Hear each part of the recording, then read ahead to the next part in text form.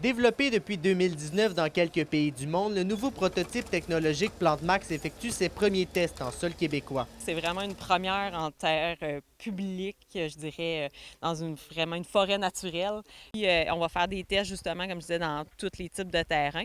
Donc, on va être aussi sur le territoire de Saint-Félix, dans le coin de Barraute, à Despinacy aussi, des territoires où il va y avoir plus de trembles aussi. Cette nouvelle machine d'une valeur approximative de 1,8 million de dollars sert notamment à aider à contrer la pénurie de main-d'œuvre dans le monde forestier et comporte également plusieurs avantages pour aider les acteurs du domaine.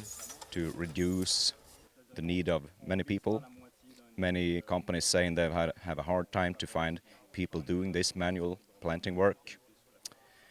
So that's and the consistency, I would say. A machine is always doing the same work 24 hours straight instead of having 5 different, maybe 6 different manual planters. Des tests seront effectués tout au long de l'été afin de vérifier les capacités de ce nouvel engin. Dans le fond, l'année 1, c'est beaucoup de tests qu'on va faire. Là. On va voir si vraiment ça peut planter dans notre type de sol, dans nos types de terrain, puis dans nos types de coupe, parce que c'est pas partout qu'on va couper pareil. Fait que ton terrain ne sera pas pareil partout.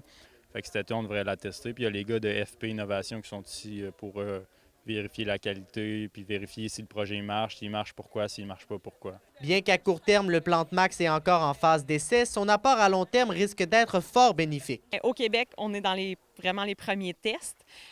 Donc, on se disait que peut-être, tu sais, la chaîne d'approvisionnement, là, avant de pouvoir avoir une machinerie comme celle-là, ça serait au moins 1 an.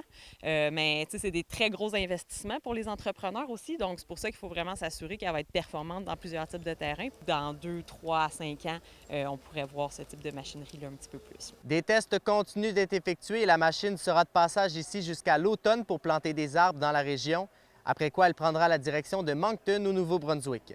Alexis Dumont, RNC Nouvelles, Amos.